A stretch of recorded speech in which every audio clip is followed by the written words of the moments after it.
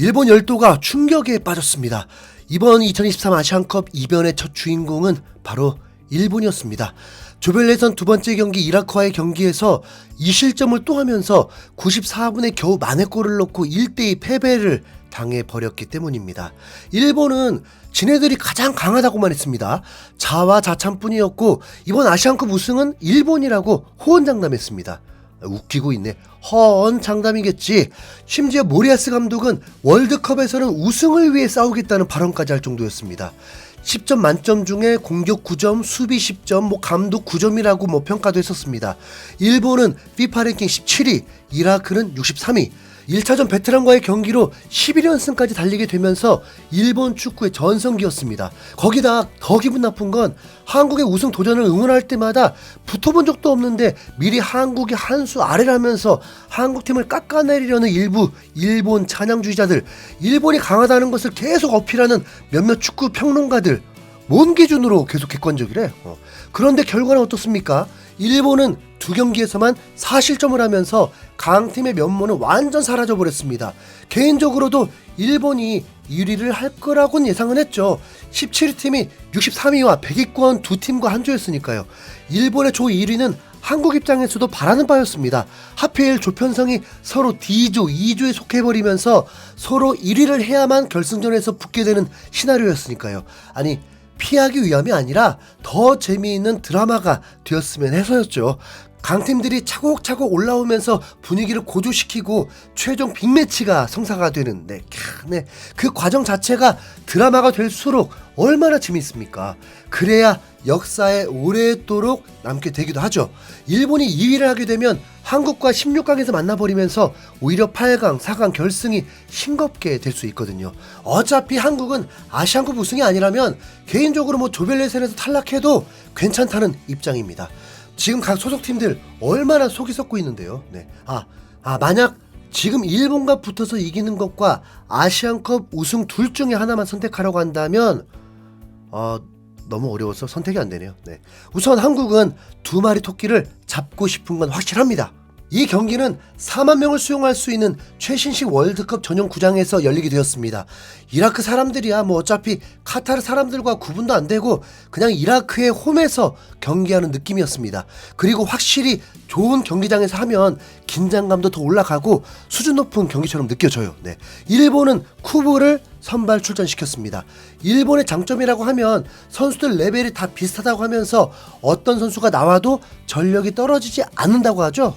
그렇기 때문에 일본은 더욱 핑계댈 게 없습니다. 미토마, 토미야스는 이 경기에서도 선발에서 제외됐습니다. 경기가 시작하기 전에는 일본이 베트남전에서 2실점을 했다 하더라도 그 실점 자체가 일본의 약점이 많았기 때문에 나왔다라고는 볼 수 없기 때문에 조금은 운이 없었겠지라고 생각할 수 있고, 평가전에서 우리가 상대할 요르단을 6대1로 이기고 한국은 일본이 상대할 이라크를 1대0으로 겨우 이겼다 보니까 비교가 될 수밖에 없다는 게 더 신경 쓰였습니다. 그리고 이라크는 한국과 평가전 했을 때와 선발된 선수들이 절반 정도 달랐습니다. 경기가 시작되고 이번에도 뭔가 다르게 느끼는 건 이라크도 일본을 두려워하지 않는 것처럼 보였습니다. 심지어 이라크의 전술은 공격적이었습니다. 이미 첫 경기 베트남전 때도 트루시에 감독이 두 줄 수비로 내려앉는 경기를 하지 않으면서 의외였는데 이라크도 마찬가지였습니다. 이라크는 떡 때부터 일본과 다르게 보였습니다. 외형만 중요한 건 아니지만 솔직히 그냥 육안으로는 일본이 더 약해 보였습니다. 왜냐하면 이라크 선수들에 비해서 어린이들 같았거든요.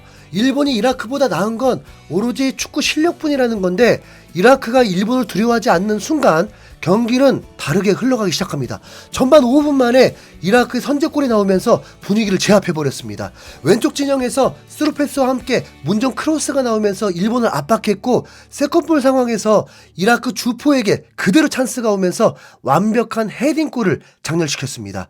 일본 골키퍼의 펀칭을 탓하는데 솔직히 이라크가 정말 축구다운 축구로 골을 넣었다고 봅니다. 축구가 꼭 티키타카만 좋은 축구가 아닙니다. 축구는 엄연히 전술이라는 게 있거든요. 이라크는 선수들과의 간격도 잘 유지되면서 재간둥이들이 찝적대봤자 별로 통하지 않습니다. 급기야 전반 마지막에 또 후세인에게 완벽한 실점을 하면서 2대0까지 벌어져 버립니다. 일본의 자만으로 벌어진 일이 아니라 일본이 원하는 대로 경기가 되어지지 않는 것입니다. 일본이 실점이라도 안 하면 좋을 텐데 일본은 확실히 수비 약점이 있다는 걸 보여줬습니다. 이라크는 계속 의외였습니다. 이 기회를 놓칠 수 없다는 듯이 얄팍한 경기를 치르는 게 아니라 매우 대담한, 마치 이라크도 우승을 노리는 팀이라는 것을 보여주고 싶어하는 것처럼 느껴졌습니다. 우선 이라크는 실제로 한국과 일본의 찬물을 끼얹었던 이력이 있는 팀입니다. 2007년 한국의 우승 도전을 물거품 만든 팀이 바로 이라크입니다. 4강전에서 120분 동안 골을 못 넣으면서 승부차기에서 패배해버렸습니다.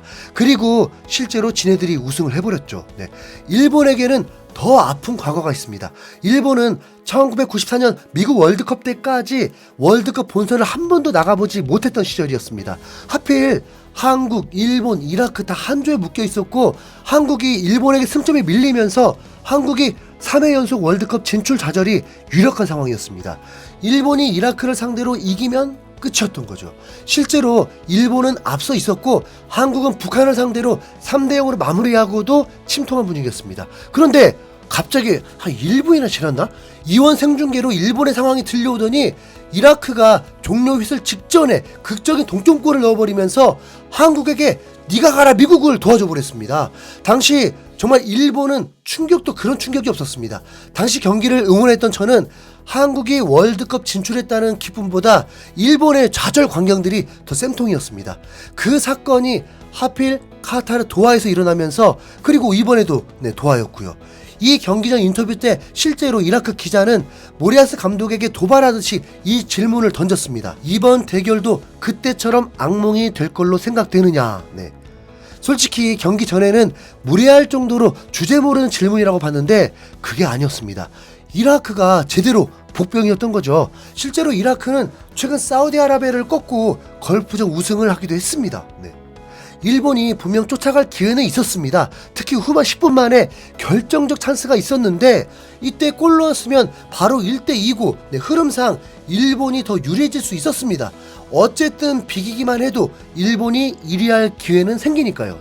박스 안에서 정확한 크로스까지 나오면서 발을 갖다 대기만 하면 들어가는 건데 그 순간 넘어져 버리면서 페널티킥이 선언되었습니다. 그것도 나쁘지 않긴 하죠. 그런데 이라크에서 항의도 하고 이건 어차피 VR이 있기 때문에 최종 판정은 알 수 없는데 느린 화면으로 보니까 헐리우드 액션인 겁니다. 볼이 일본 선수의 30cm 앞으로 올 때 이라크 선수의 등 터치를 자신이 당했다는 듯이 갑자기 점프를 해버리면서 넘어지고 고통스러워했습니다. 걸려 넘어질 걸 먼저 예상한 다음 동작처럼 느껴지던데요. 이게 뭐예요? 슈팅이 어려웠던 것도 아니었고 수비수보다 더 앞에 있었습니다. 정말 닿기만 해도 되는 아니다. 우레이처럼 닿기만 해도 안 들어갈 수는 있죠. 아무튼 이 경기를 망쳐놓은 순간이 되어버렸죠. 최초의 페널티킥 선언은 VR을 통해서 오히려 취소가 되어버렸습니다. 그리고 중계진도 그 판정을 인정했습니다. 하지만 당연히 일본에서는 달랐죠. 중동 심판이었기 때문이라면서 당했다는 입장입니다. 아무리 봐도 스스로 밥상을 엎은 것처럼 보이죠. 일본은 아쉬울 것도 없습니다. 유효슈팅 2개였는데요 뭘.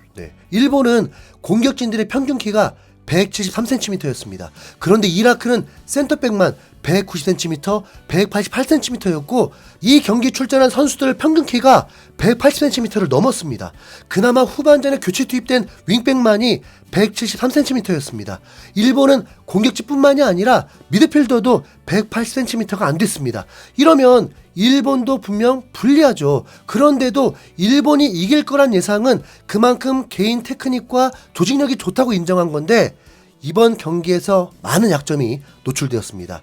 피지컬 좋은 이라크가 수비 조직력이 좋아버리니까 숨을 못 쉰 경기가 되었습니다. 이제 앞으로 어떤 일이 벌어질지는 모르겠습니다. 우선 각오하고 있어야 합니다. 16강에서 한국이 일본을 상대하게 될 확률이 매우 높아져 버렸습니다. 과연 손흥민이 빨리 토트넘으로 돌아가게 될까요? 아니면 역대 최강 스쿼드 한국의 우승 시나리오가 계획대로 완성이 될까요? 우선 오늘 밤 한국도 중동팀을 상대하게 되는데 방신 금물로 4골만 부탁드립니다. 이상 흰수염고래였습니다. 감사합니다.